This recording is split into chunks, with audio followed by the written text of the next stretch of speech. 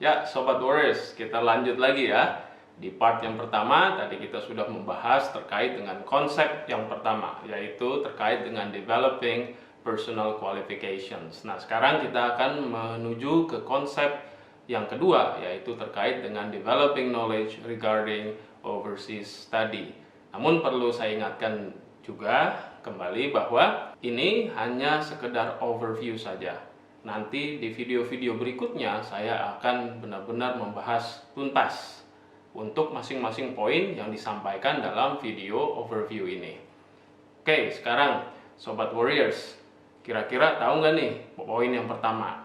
Yang pertama yaitu kita lihat hal yang paling penting adalah learn about various scholarship schemes. Sobat Warriors pasti tahu lah, banyak sekali beasiswa yang ada di negeri ini maupun juga yang berasal dari dunia luar.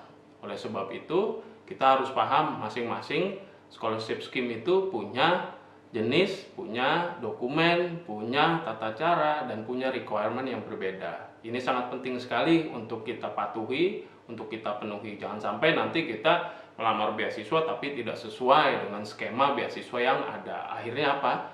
Akhirnya usaha kita yang udah capek-capek mempersiapkan diri sia-sia. Sobat Warriors nggak mau kan kayak begitu. Kemudian yang berikutnya yaitu kita akan bahas juga terkait dengan contacting potential universities and supervisors. Ya, beberapa scholarship donors mewajibkan kita paling tidak untuk memiliki korespondensi dengan kampus awal atau dengan kampus tujuan. Ya, bahkan sebagian sudah mewajibkan kita untuk mendapatkan LOE sebelum memulai proses beasiswa. Dan ada juga especially untuk mahasiswa Master by Research atau PhD untuk mengontak calon supervisornya.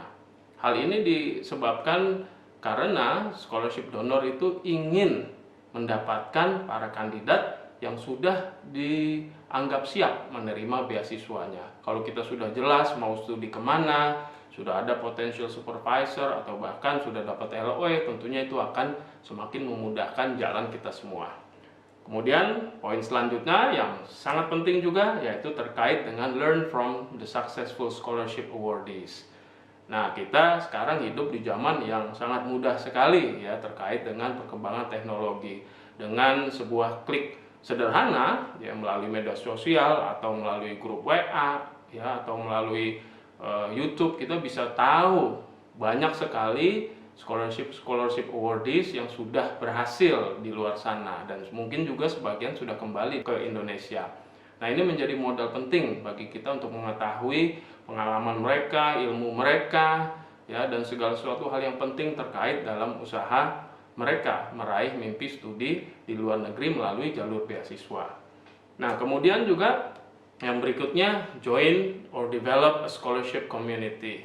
Sekarang zamannya sudah tidak ada lagi batasan, ya batasan akses informasi dan lain sebagainya. Contoh sederhana, kalau kita klik grup Facebook, ya misalkan dengan keywords masukin pejuang beasiswa atau beasiswa, kita akan terdirect dengan berbagai macam pilihan scholarship communities yang ada. Nah, para Sobat Warriors perlu bergabung dengan grup-grup semacam ini. Untuk apa? Untuk mendapatkan informasi-informasi terupdate ya dan juga untuk sama-sama saling menyemangati karena di grup-grup tersebut pasti orang-orangnya memiliki tujuan dan misi yang sama dengan Sobat Warriors ya.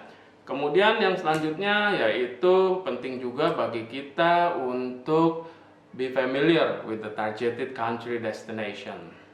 Sebenarnya beasiswa ini juga bukan hanya mewujudkan mimpi kita untuk studi dan meraih gelar akademik yang lebih tinggi, namun juga sebenarnya bisa diselaraskan dengan mimpi-mimpi kecil kita. Sebagai contoh sederhana, misalkan dari dulu Sobat Warriors terobsesi sekali dengan negara Korea. Nah, kenapa enggak sekalian saja kesempatan ini dimanfaatkan sebaik-baiknya ya untuk menjadikan Korea sebagai salah satu negara untuk studi. Ya, jadi Sobat Warriors bisa meraih mimpi untuk bisa berpetualang langsung ya di negara Korea, sekaligus juga bisa mendapatkan gelar pendidikan di sana. Itu kalau kita mau menyelaraskan terkait dengan kepentingan personal dan juga kepentingan akademik ya. Atau mungkin Sobat Warriors pengen sekali nih bisa menginjakan kaki, bisa menjejakkan kaki di negara-negara Eropa misalkan ya, bisa melihat salju dan lain sebagainya, pengen traveling ke negara-negara yang ada di Eropa, itu sangat mungkin sekali melalui beasiswa ya. Jadi paling tidak kita juga harus mempelajari ini targeted country destination-nya. Selanjutnya, hal berikutnya yang tidak kalah penting adalah ya learn about the targeted university destination. Jadi jangan cuma terkait dengan negaranya saja, tapi juga universitas-universitasnya juga harus kita pelajari. Intinya, semakin kita memperoleh fokus, semakin kita sudah bisa meraih fokus, mau studi di mana, itu akan sangat lebih baik ya. Poin berikutnya, ini juga nih menarik terkait dengan mempelajari visi dan misi scholarship donor ya. Masing-masing scholarship donor itu memiliki visi dan misi yang berbeda-beda. Kalau kita bisa menyelaraskannya dalam misalkan form aplikasi beasiswa kita menyelaraskannya dengan visi dan misi mereka, tentunya nanti ini akan menjadi pertimbangan yang lebih ya bagi kita di dalam mereka memilih kita sebagai salah satu penerima beasiswanya. Berikutnya, ini yang suka jadi kendala, linearity with previous educational and or job background ya. Kadang-kadang kita akan lebih mudah untuk mendapatkan beasiswa jika our previous education itu selaras dengan bidang atau disiplin ilmu yang nantinya kita akan ambil. Nah, selain linearity dengan previous educational background, kita juga bisa memilih linearity dengan terkait pekerjaan kita saat ini.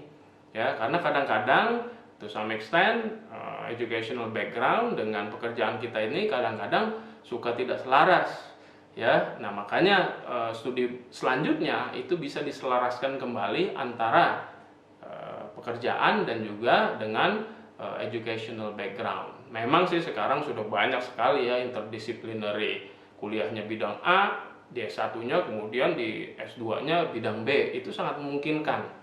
Ya, itu juga sangat memungkinkan sekarang ya. Tapi kalau agar lebih mudah ya, cobalah untuk mencoba linear paling tidak dengan pendidikan sebelumnya atau dengan pekerjaan yang saat ini kita jalani. Apalagi nih, nah kayaknya udah cukup untuk sementara ya terkait dengan poin yang kedua, yaitu terkait dengan developing knowledge about overseas study. Nanti segera kita akan lanjutkan dengan part yang ketiga. Namun jangan lupa, lagi-lagi saya menghimbau para Sobat Warriors ya, dengan segala kemurahan hatinya untuk memberikan like, kemudian juga mensubscribe, men-share juga video ini, dan juga termasuk memencet tombol lonceng. Oke Sobat Warriors, sampai ketemu di bagian selanjutnya. I'll see you really soon.